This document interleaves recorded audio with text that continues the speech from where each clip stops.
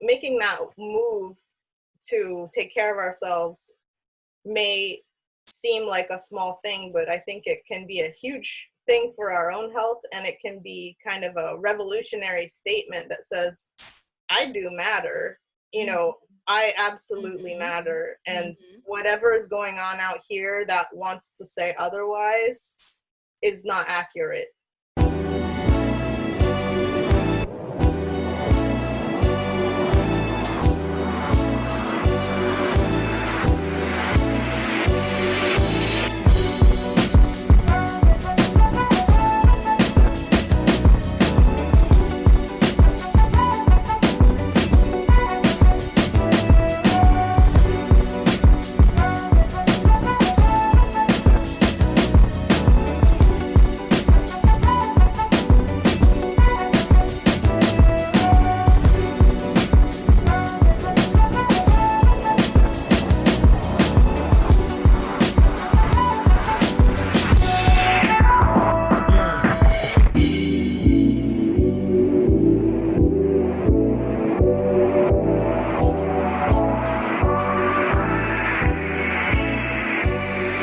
And welcome to another episode of the Not Your Black Friends podcast. I'm Tia. And I'm Spencer.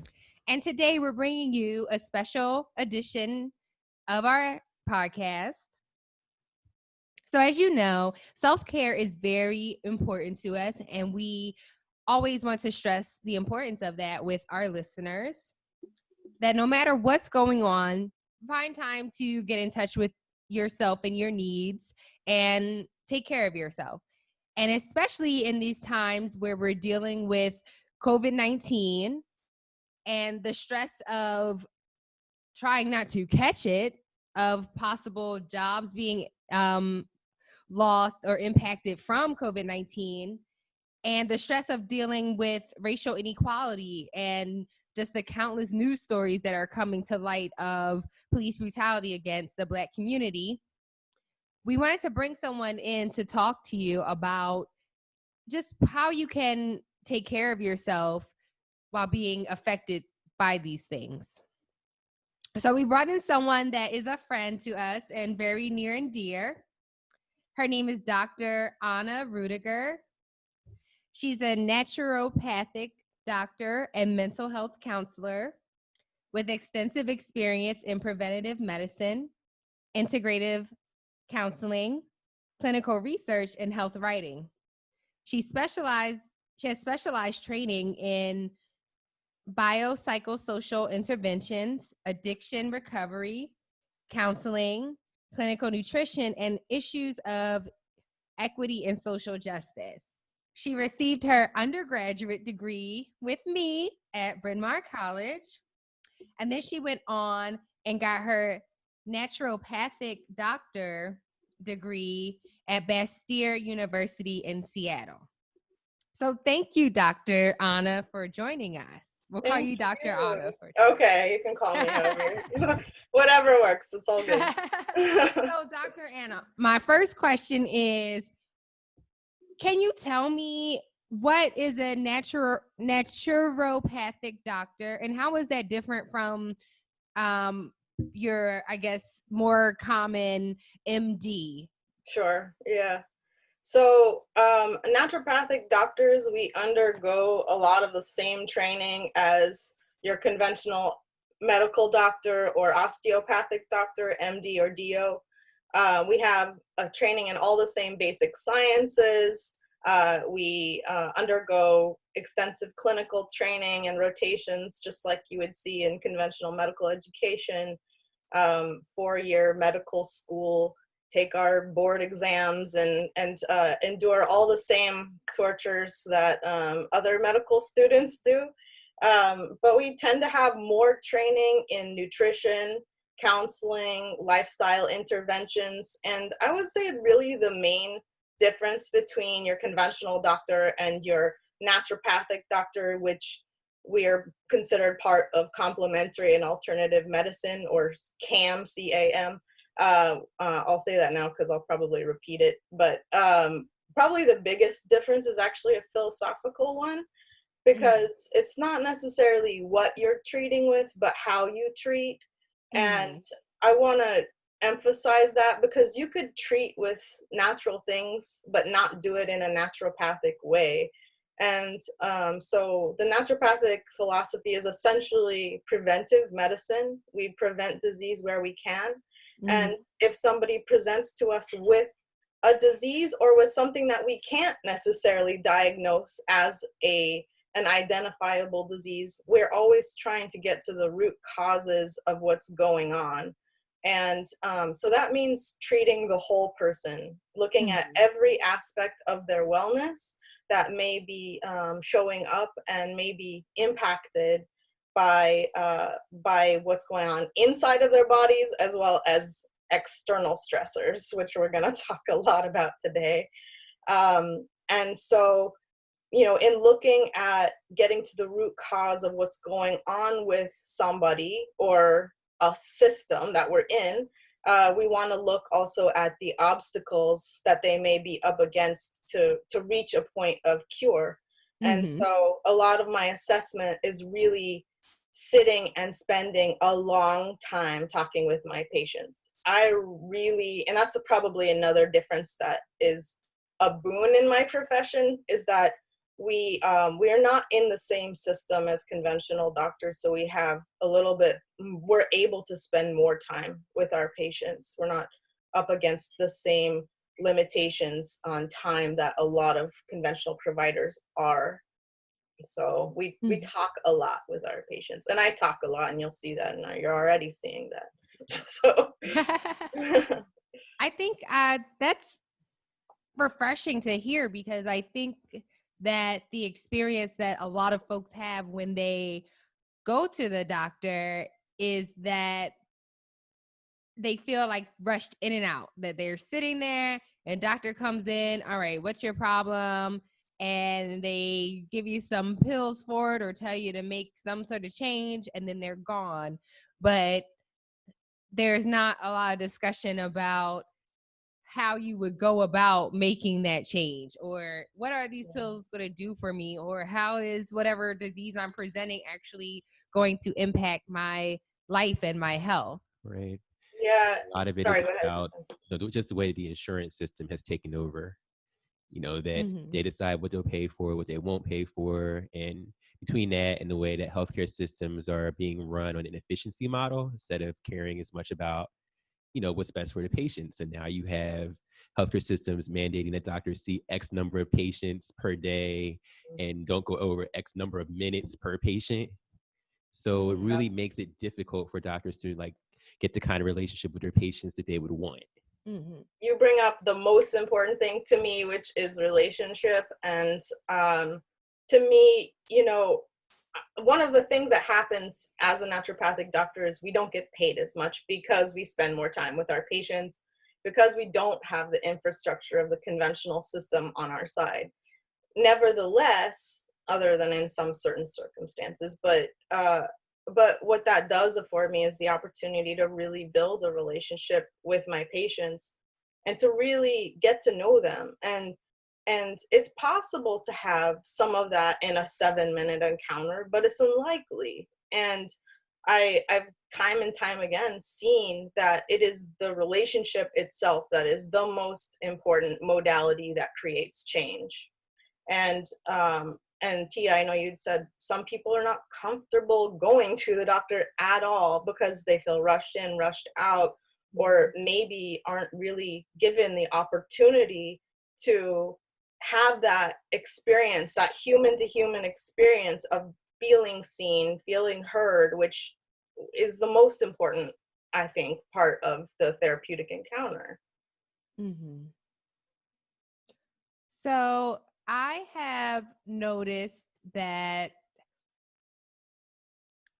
there is, I don't want to say a trend, but I'll say trend for lack of a better term, then I'll clarify that. But I've noticed that along with the lines of folks feeling like doctors don't listen to them, I've definitely noticed some of my friends reach for more what some would call alternative, we'll say maybe natural type remedies for things that ail them, or sort of preventative remedies.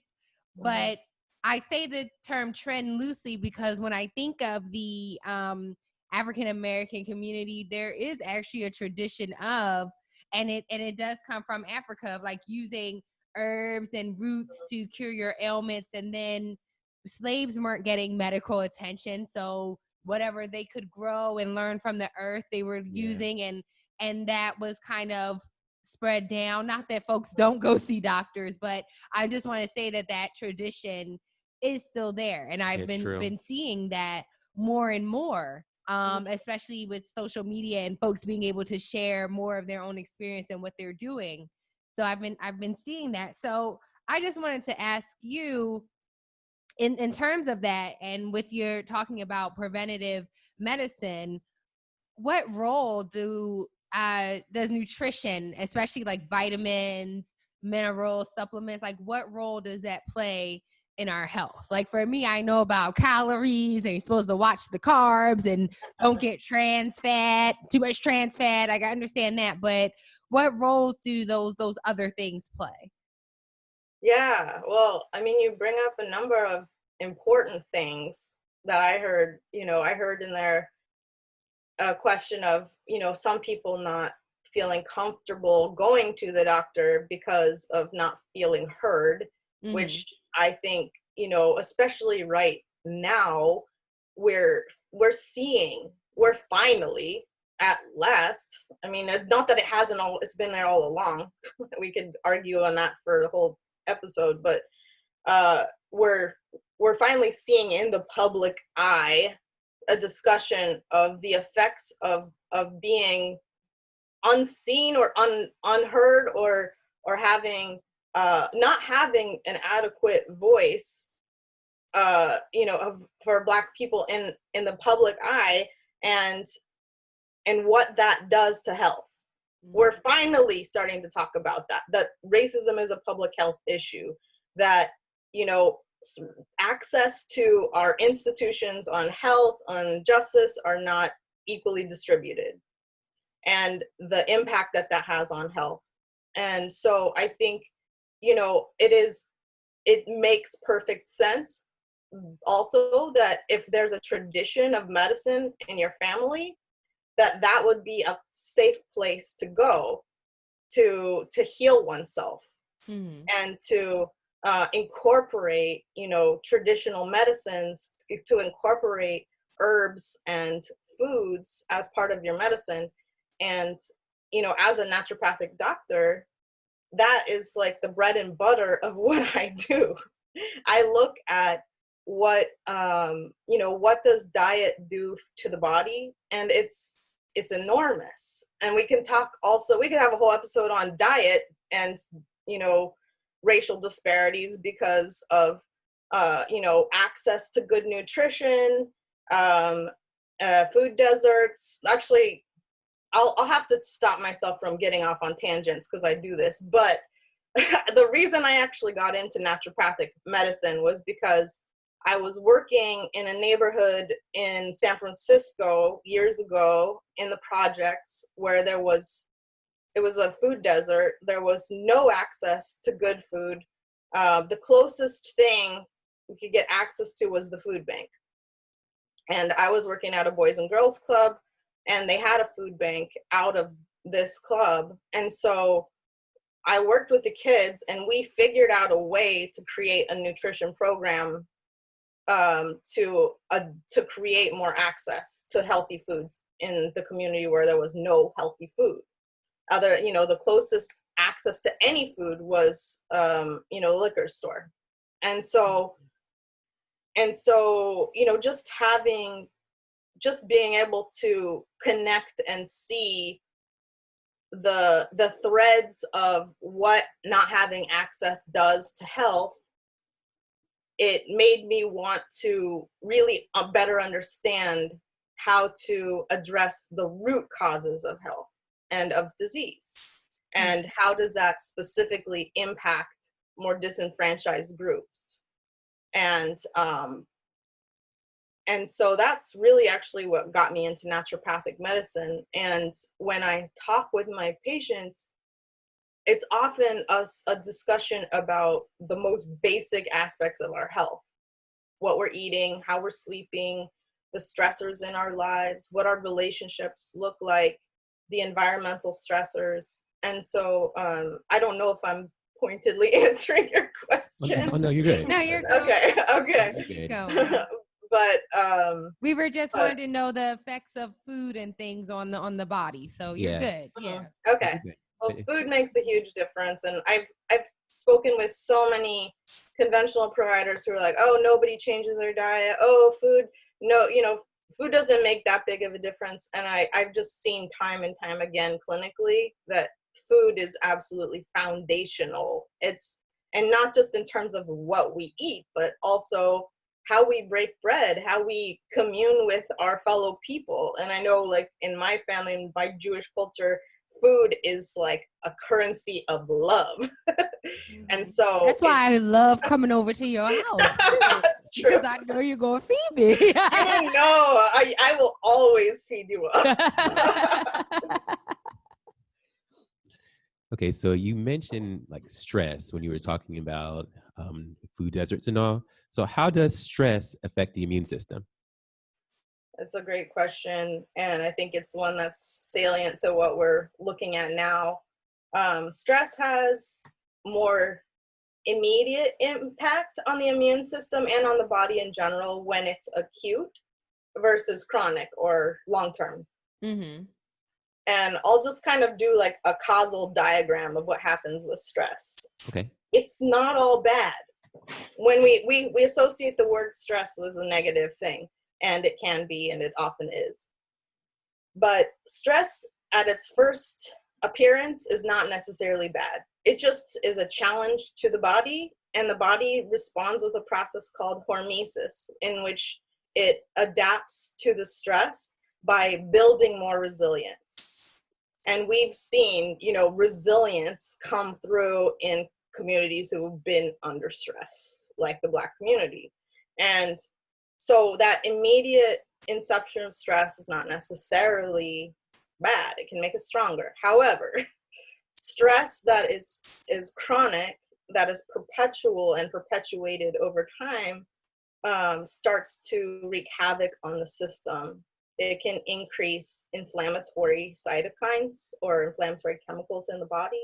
It can increase blood pressure. It can mess with your hormone pathways, which can cause blood sugar dysregulation patterns. We can see the onset of chronic diseases like diabetes, cardiovascular disease.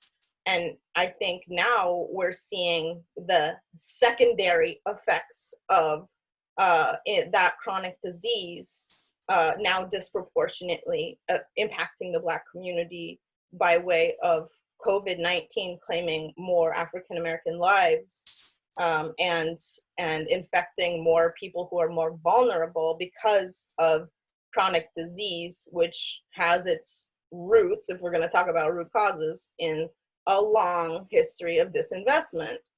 And so, and perpetual stress on the system, the stressors of smaller and larger, microaggressions constantly, or seeing your own being killed in the streets. I mean, and which can cause re-triggering of early life traumas, and then a whole cascade of events that many people aren't even necessarily able to identify, except to know, oh, I feel more fatigued right now. Right. I feel more angry right now. I feel more anxious right now. And then we can add yet more oppression to say that there's a system that says, don't feel all those things, or you're wrong to feel all those things, which is another stressor and another trauma, really. So, sorry, I get off on tangents. Like I was just going to say, like, that's very helpful because, I mean, obviously we live in a society where people try to tell us that racism is just in our imaginations, and that you were very helpful in explaining like the physiological impacts of racism. Like the reason that we may, like as Black people, be susceptible to all these pre-existing conditions is not, let's say, a moral failing on our part, is not related to our food choices or our social behavior. It's related to the impact of constantly dealing with racism. So I appreciate you saying that. And I liked how you brought up just the fact of like, it's re-triggering, it's re-traumatizing. Spencer had the opportunity a couple weeks ago, actually it was last week, to speak about his experiences as a Black man right now. And he's talked about his experiences growing up in Northeast Philadelphia, which is a section of the city that is notorious for racism and racial incidents. And he was the next day he was just exhausted. Yeah. He realized that bringing up that trauma kind of and running through it again, it made him so tired the next day. Right. Yeah. I pretty much slept the whole day. Yeah. And I say it was also difficult because, for me, like being the second generation of the family, I was there, well, technically third because my grandfather moved there first. But I heard the stories of racism from my mom and her stories from my dad, even though he didn't grow up in the same area, and her stories from my cousin. And so I would be thinking like, okay, racism is very overt. It's like the person driving down the street and yelling white power out of their car. It's the kids calling you the N-word. And it hit me when I was working to put together that presentation that I didn't experience that very often, but I experienced a lot of microaggressions, which in our childhood is something that people didn't talk about. Mm-hmm. It's like racism was either super overt or it didn't exist. Yeah. And so I was realizing, one, not only did I experience constant microaggressions growing up, but that because I didn't have a word for it, I just kind of set that trauma aside. Yeah. Yeah. So I appreciate hearing like your perspective or the medical perspective on this and how it affects us, because like a lot of people, and then I ended up being diagnosed with PTSD later in life. Yeah. And they said like the reason that I could have been diagnosed, because you always had to be exposed multiple times. And so it wasn't this stressor that had occurred in my life right before the diagnosis as much as it was the constant stressors throughout my childhood that left me susceptible to it. Yeah. I mean, firstly, I just want to say that your ability to speak on your own experience is so beautiful. Like I always love hearing both of you share from your own experience and to like show to show what that looks like when you've been encountering that and that you're in a process of reflection. And like, and you bring up so many important things. Like, first of all, the impact of microaggressions and of those what we would consider maybe more covert forms of racism that absolutely have impact on our health. Like, come on, people, can we please talk about this?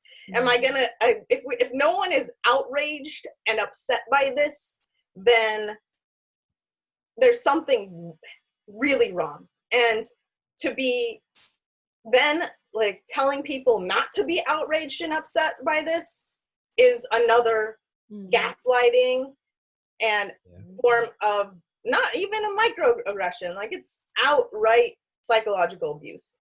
And so, having a forum for that where you can identify and say, oh yeah, I felt that and I experienced that and this is what I'm experiencing. And even by talking about it as an adult, I'm finding myself back in that place where I encountered that and I'm feeling tired the whole day. And that's real. Like, re-traumatization is exhausting. And that's why, I loved, Tia, at the intro, you said, right now, we need more than ever to engage in even more self-care, because when we're taxed and we're constantly getting an assault on the senses by yet more names of Black lives who have been taken, it's the time when that re-traumatization and that re-triggering can happen over and over, and yet more support and more care is needed. And then I think too, Spence, what you were talking about in terms of hearing the history from your family, I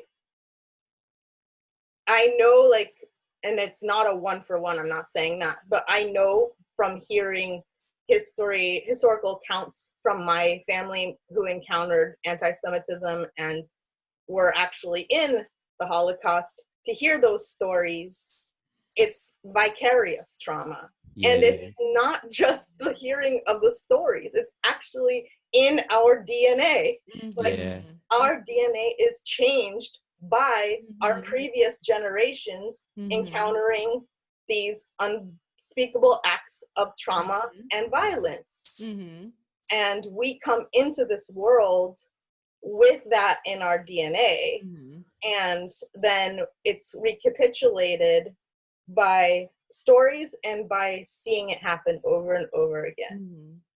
It was so interesting when you brought up um how stress can be, it can strengthen us if it's acute, but over time it does damage, because there's a theory as to why African Americans are disproportionately have high blood pressure, hypertension, and it goes back to the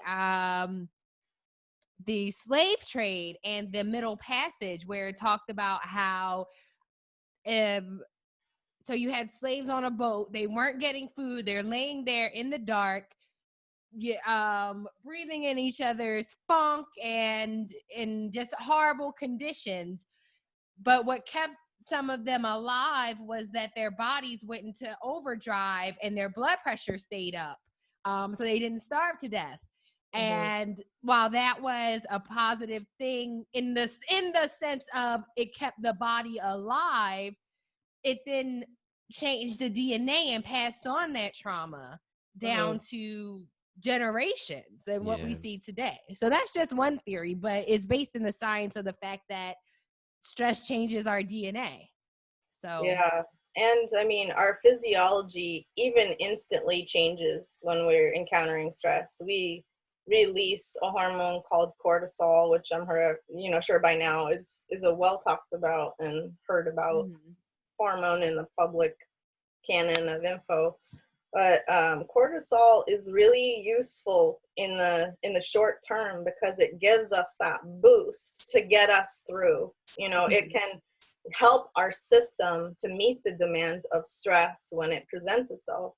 But over time, if we're pouring out cortisol over and over and over, it starts to burn us out, and it starts to create other downstream changes in our metabolic and endocrine pathways, and that predisposes us to disease like hypertension, diabetes, other cardiovascular disease, and also, I mean, really, mental health. Obviously, we're going to be more prone to anxiety and depression and the markers of what may actually be trauma.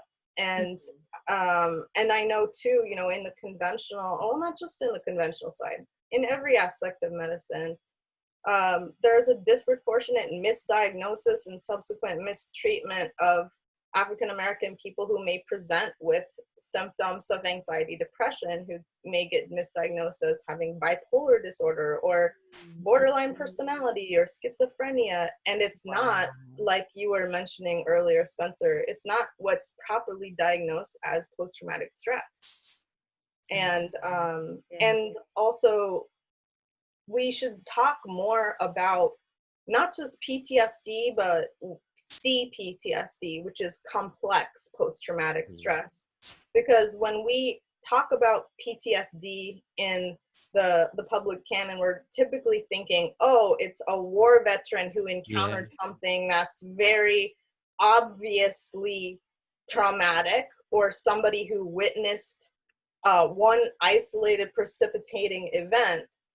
But complex trauma does a good job of explaining that, like, a million cuts leads to hemorrhage.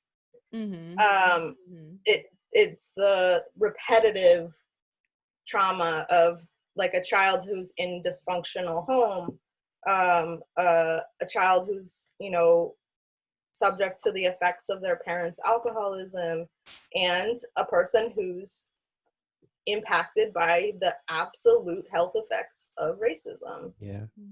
And I say that I appreciate that. And I agree that it's a discussion that needs to happen more often, because when I first received that diagnosis of PTSD, I'm like, I didn't go to war. My life's not that bad. There's no way that that's really what's happening in my life. And then I thought about like, oh, as I did more research, I realized that it did describe my life pretty well. Mm-hmm. But like you said, when people think PTSD, they automatically think like veterans or even people who were in war, because I remember like what happened with Rep Ilhan Omar when she was talking about that she had PTSD and people try to act like she co-opted that to take the attention off of veterans. Never mind the fact that she was a child who was a refugee who had to leave her home in the middle of a war. So I think there's a lot of misunderstanding about what kinds of traumatic experiences can lead to PTSD. Yeah, and the invalidation of another person's experience unto Yeah, itself is traumatic. You it know, is. saying you didn't suffer PTSD because you were a refugee, it's like the story is already, it's already enough. To experience displacement from your home is traumatic. And it was a war-torn country. Yeah, But you know, but so like we see this all the time. We see this gaslighting and invalidating of others' experiences.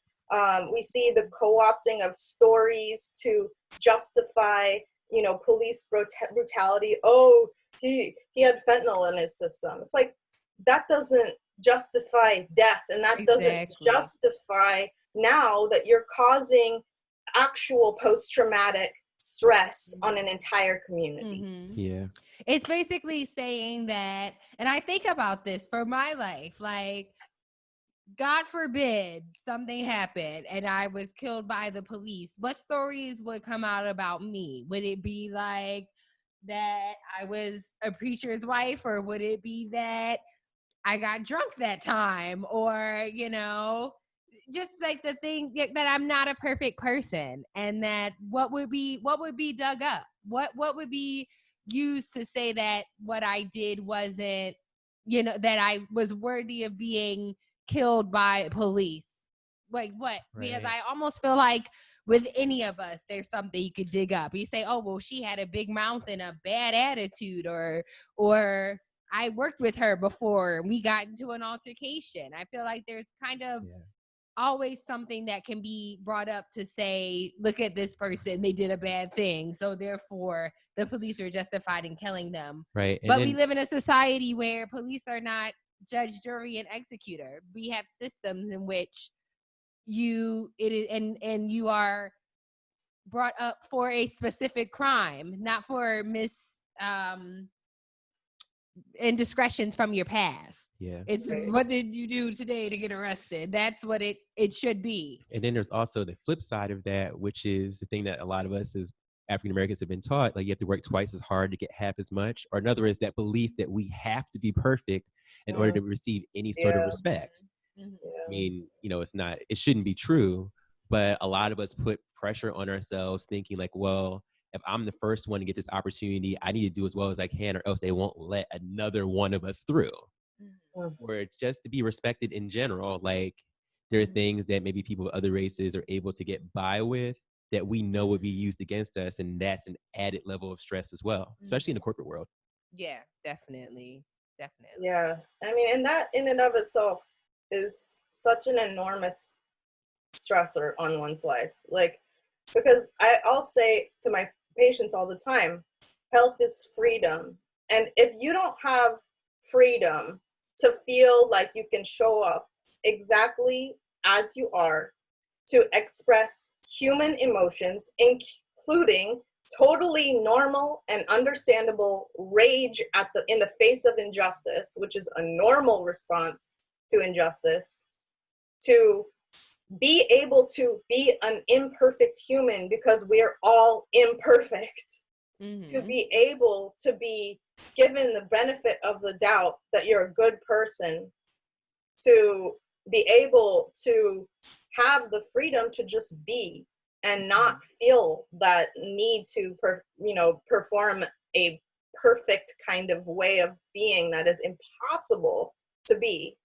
I mean, that in and of itself is traumatic. Yeah.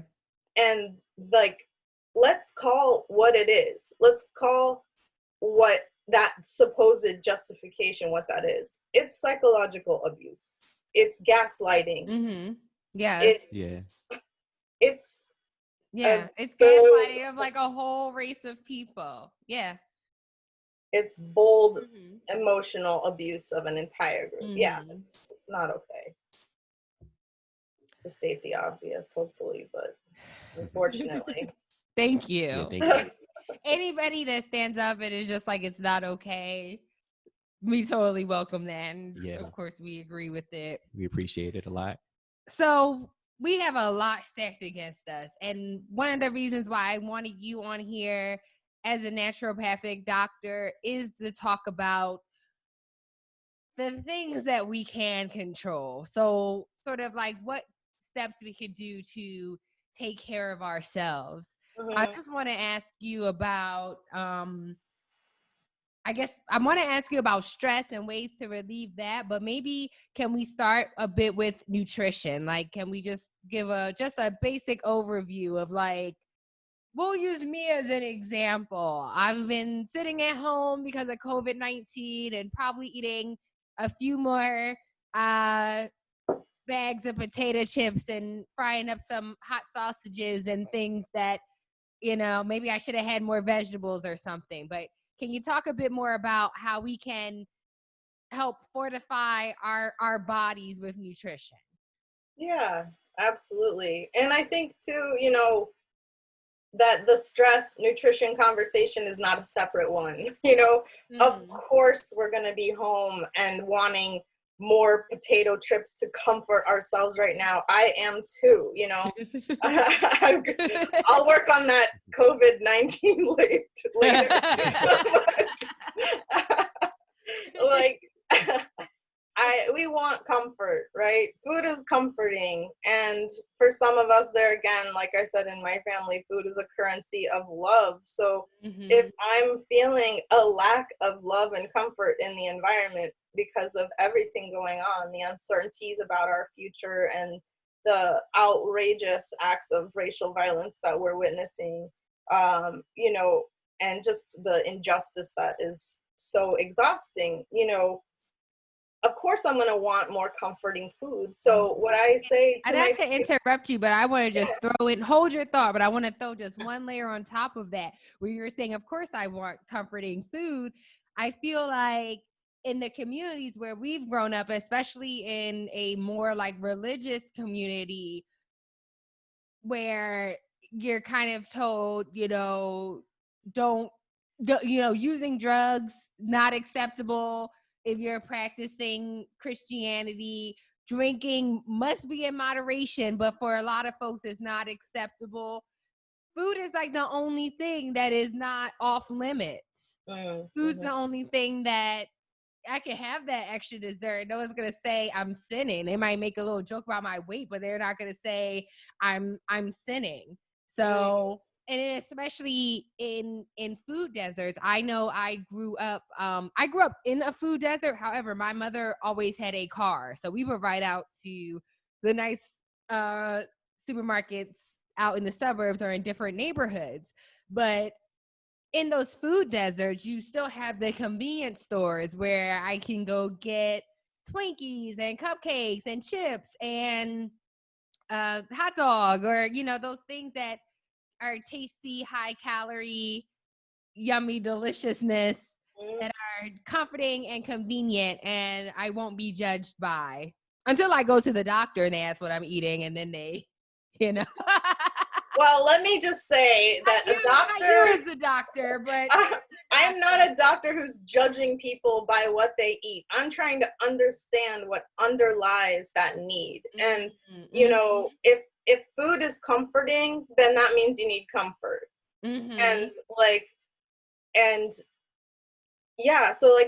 Food gives us that dopamine supply, especially those sweet packaged, like they're actually scientifically formulated to be so delicious that it's like an instant dose of dopamine. It's not that different to what happens in our brains if you do cocaine or if you drink alcohol or whatever the person's neurochemistry is asking after for balance.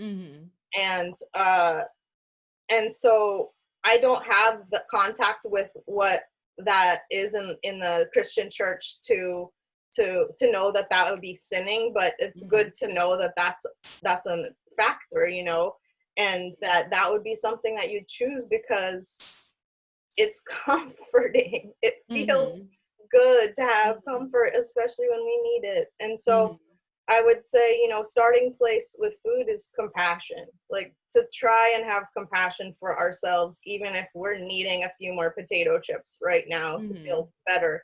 And I think when we start with compassion, we can really start to open up the conversation of what am I needing right now? You know, what is going on inside of me that I want to make that extra batch of cookies right now and eat all of them in one sitting, you know. And so I think starting with that place of compassion for ourselves and for other people, not judging them based on what they're, ooh, you're eating more, you know, like I think that can help breed a healthier relationship with food. And then I say, you know, all things in moderation, even moderation. Like, we're not robots. We're going to want delicious things sometimes. And there are times when if I go to my Oma's house on Sunday and I don't eat her knödel, her delicious German carby potato dumplings, she's going to act like I don't love her.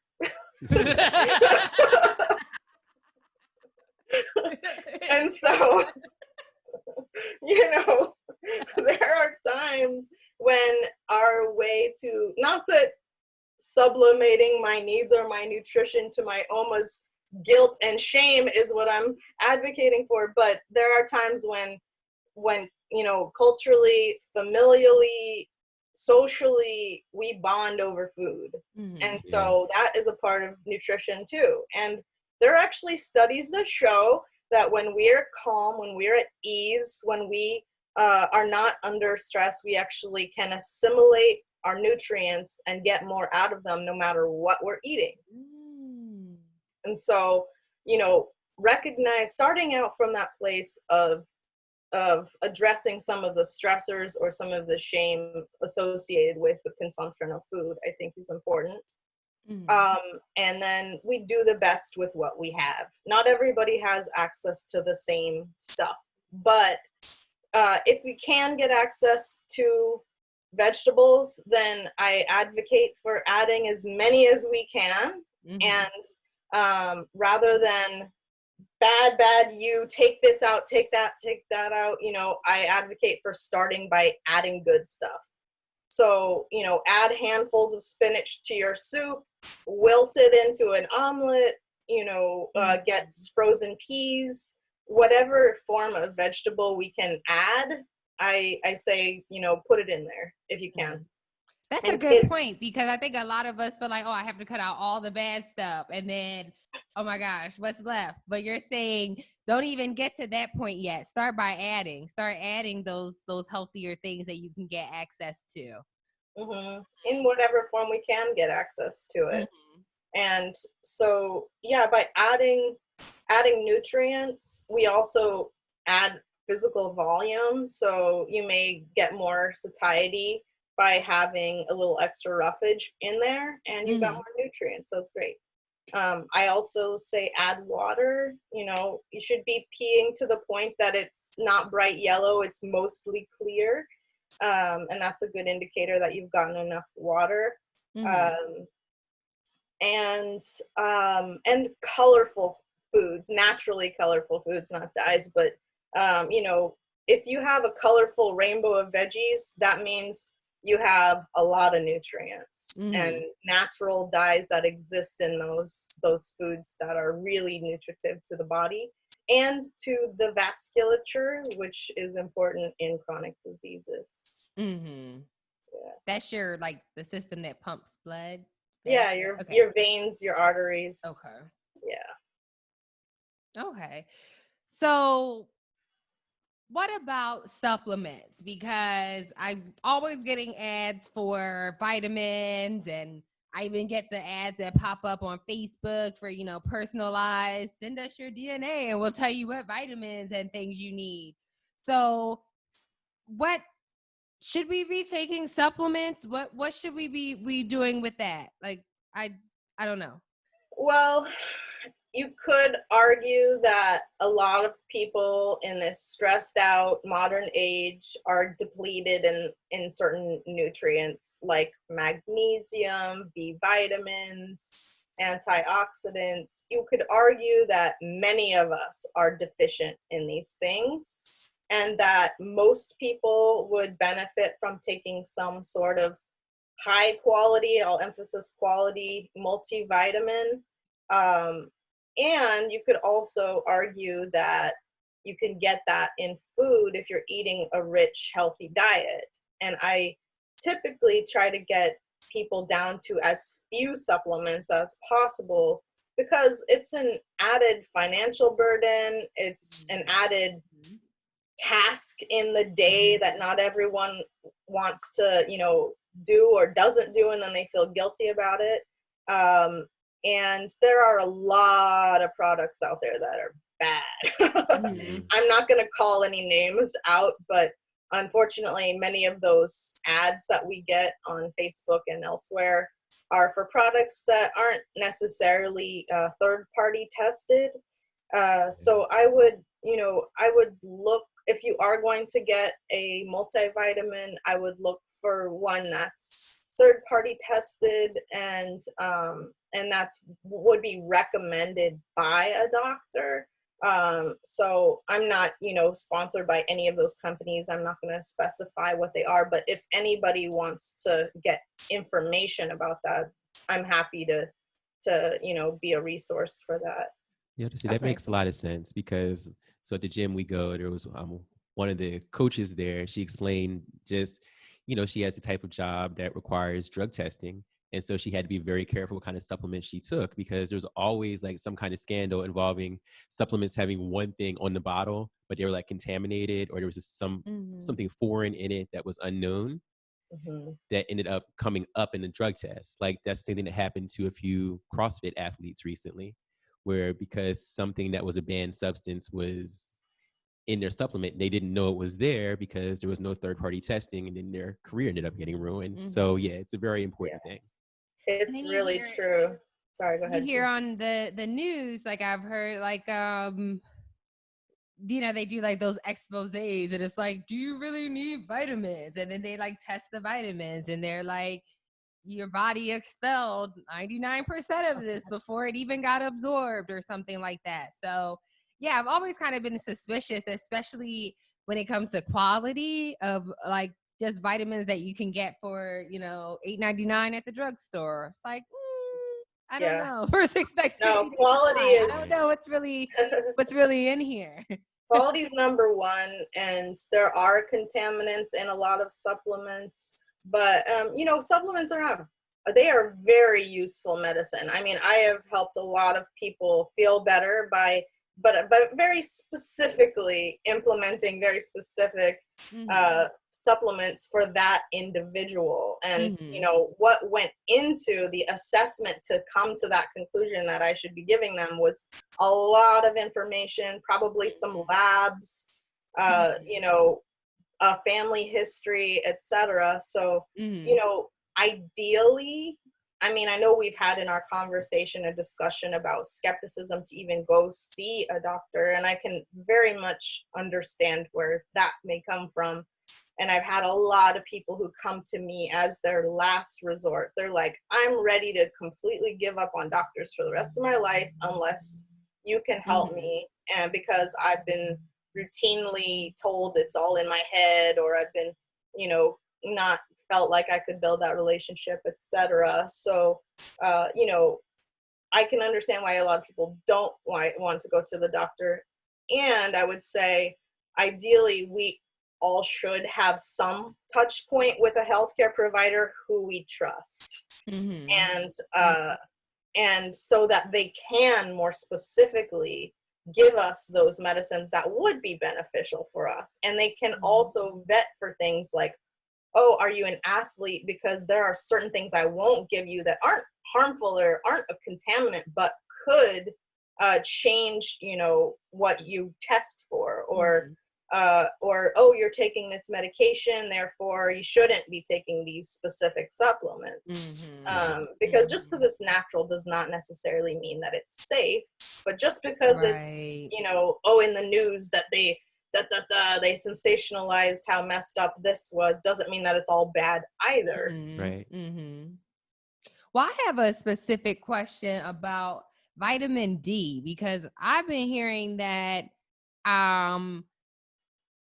vitamin D could help with combating COVID-19 if you catch it. And I know a lot of this research is still very, very early, but is vitamin D a supplement that we should run and go get and take? Because people are concerned, and they're like, what can I do that's natural?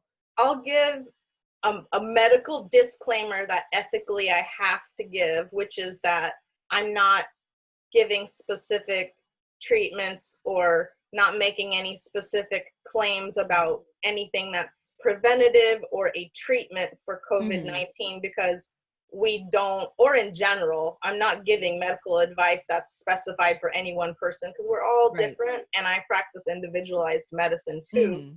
But you know, but that being said, there is some emerging evidence that vitamin D may have a protective effect because it's immunomodulatory, meaning that it helps modulate the effects of our immune system in a way that it's not too much and it's not too little.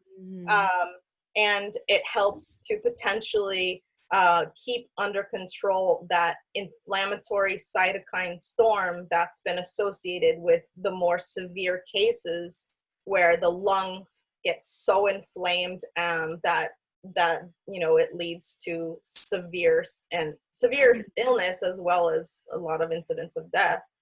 And then they've also found that a vitamin D deficiency may leave you more vulnerable to infection and to severe infection. So kind of a general, is there a kitty? Yes.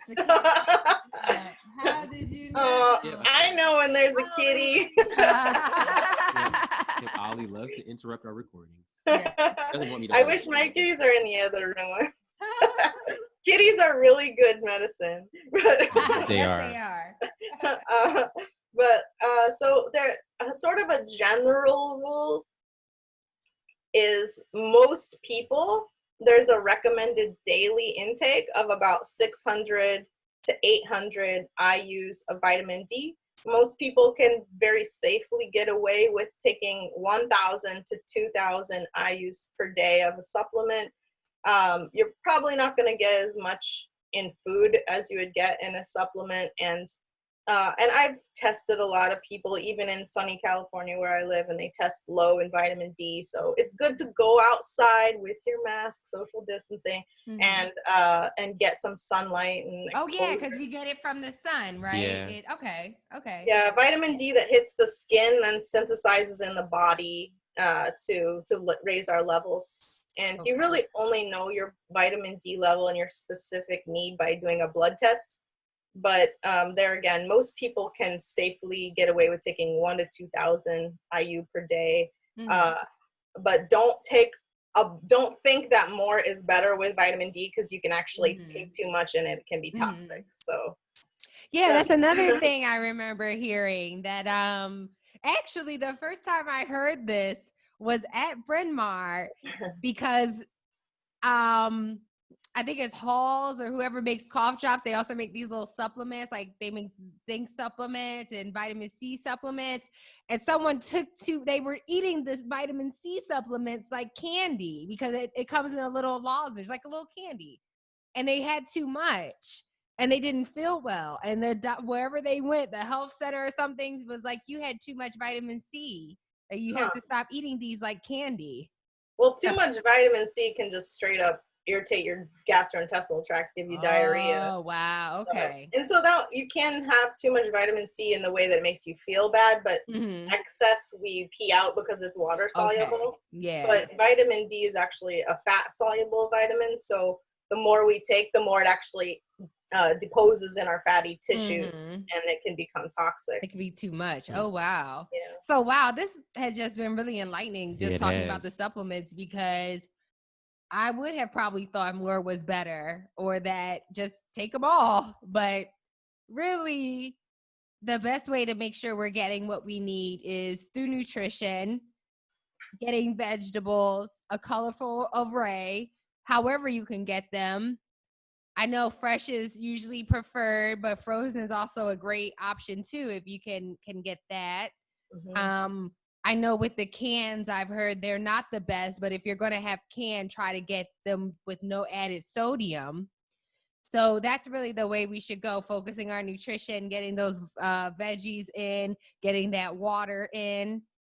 So what kind of, besides nutrition, what kind of things can we do, like lifestyle wise, to just kind of bring that stress down? Yeah.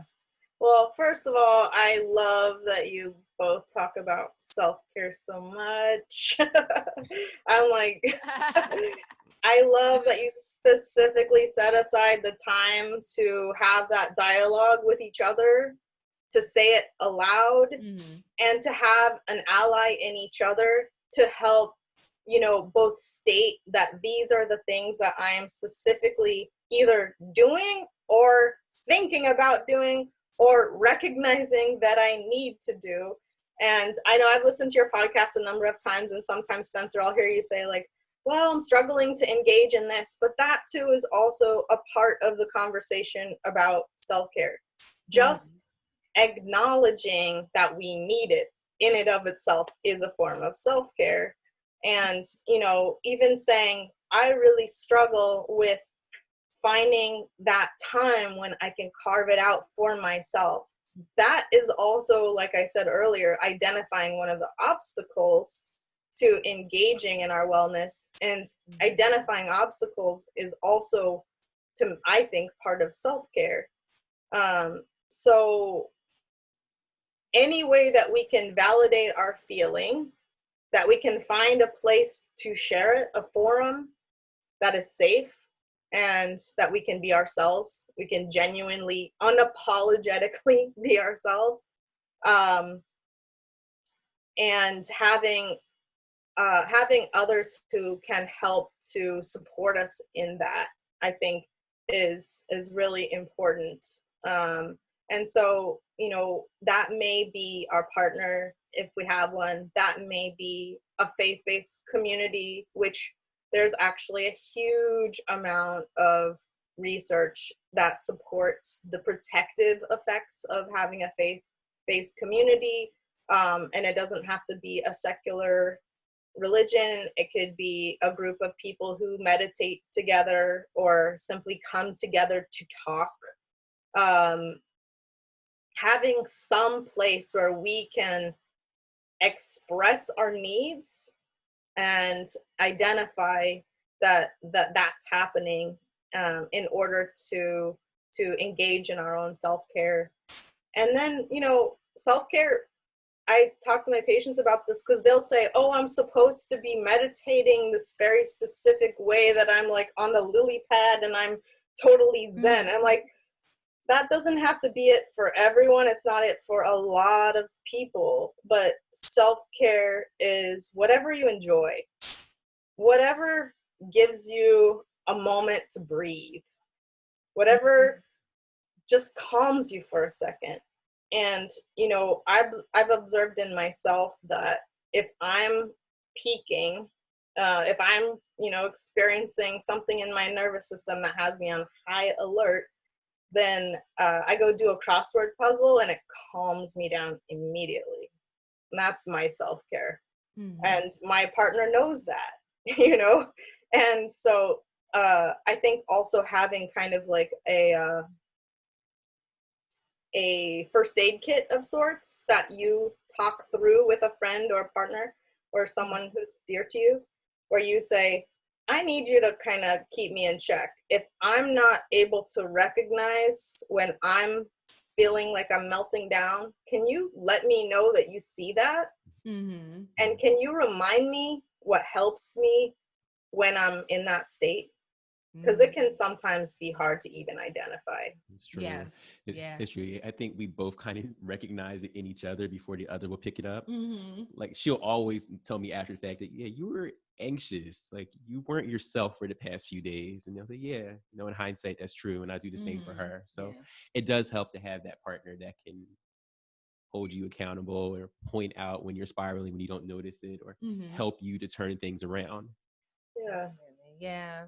And just having those external supports, like you were saying, because we're like single folks, like just having a friend or a group or a faith-based community. Yeah. I know there's been like there's I think it's all over the nation, but I know in Philly there's like a group called like Black Girls Run, where you can go join a running group, and it's for all levels. So if you're kind of gotta do your run walk, that's okay. Somebody's gonna be there with you while you're doing that in the back of the group, and just like finding ways to build a support group. Yeah, just the importance of being in community with people, which has been extra difficult during this pandemic. But again, we're thankful for like all the technology that makes it possible for us to stay in touch through virtual platforms, whether they be Zoom or a lot of people are using FaceTime. Duo, I think that's the one for Google, which I've read. I think that's the one that you and your mom are on all the time. Oh, okay. She calls me. I just pick up. Yeah, but the point is that there's still no substitute for that regular like human interaction that we're all missing during this time. Yeah, that's a really important point that right now is so unique because we've never encountered this level of isolation from our loved ones and from our communities. And so whatever we can do to be there again, be compassionate to ourselves, be compassionate to others, and recognize that it's okay to have mixed feelings. It's okay to to feel angry sometimes, to feel sad sometimes, to feel lonely. That this is not a marker of weakness or failure on our part. It's just like I would say to my patients, oh, I'm afraid you have a diagnosis of being human. Yeah. And I really like how you said, don't confine yourself to feeling like, oh, I need to meditate this certain way, or if I'm not doing it like bam, bam, bam, it's not right. It's like, no, find that thing that calms you down and brings you down. I know I'm an overthinker. And so when my therapist suggested something similar to me, I was like, what is it? What should I do? What should I find? Oh my gosh. And it was like, no, you already do those things, but you may not even notice that you're doing them. Like for me, getting out and like taking a walk, looking at trees, looking at birds, like that, like makes me feel so much calmer.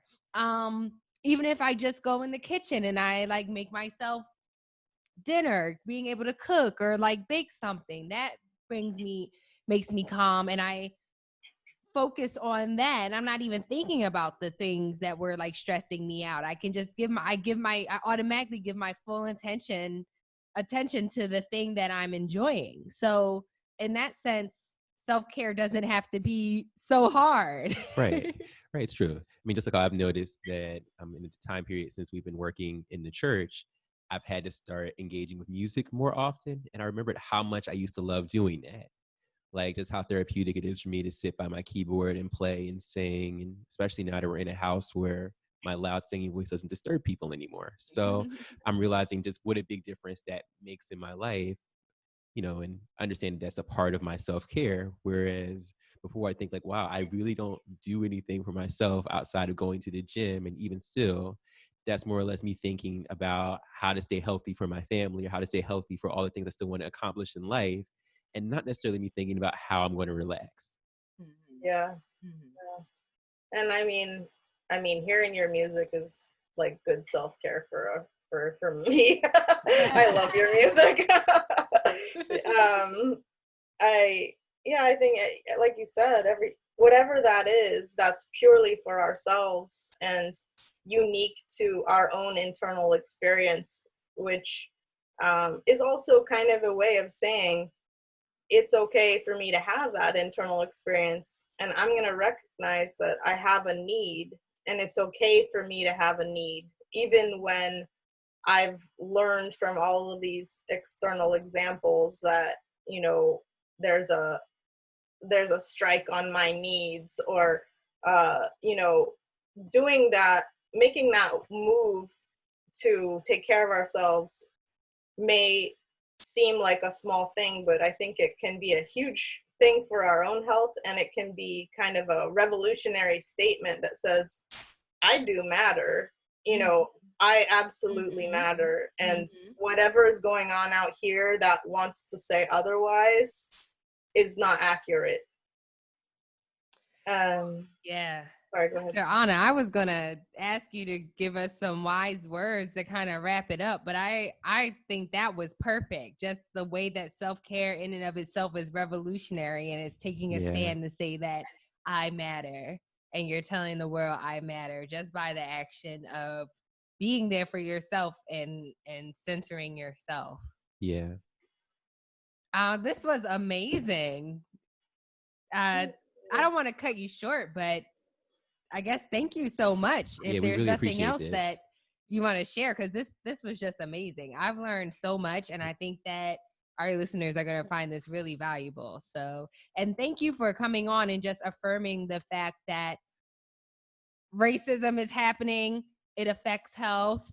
It affects our stress levels. It affects how we can bounce back from disease, but there are some steps that we can take to kind of help ourselves and just take care of ourselves. So thank you again, Dr. Well, I want to thank you, because I think, you know, it's in our dialogue that we uncover these things, and it's not me showing up, it's us being together and being able to be honest and share from our own experiences, and be humble to the things we don't know, and that being okay. And you know, I love talking with you in general as friends, and this is a really special way to experience time together. And I could, you know, go on and on and on these subjects. We could have more conversations, and we can if you want. But I just really value our dialogue, and I really appreciate what you're doing to have these conversations, and in such an honest and open and loving way. Thank you. Are we going to outro the podcast? Yeah, I guess we will outro the podcast. So, of course, thank you all for listening, or for watching in this case. You can find us on Apple Podcasts, Google Podcasts, Spotify, iHeartRadio, Stitcher Radio, and most other podcast aggregating sites. And if there's one that you listen to where we are not, let us know. We can add ourselves. Also, please subscribe. You can find special episodes like this one on YouTube and on our website at nybfpodcast.com. You can also find us on social media.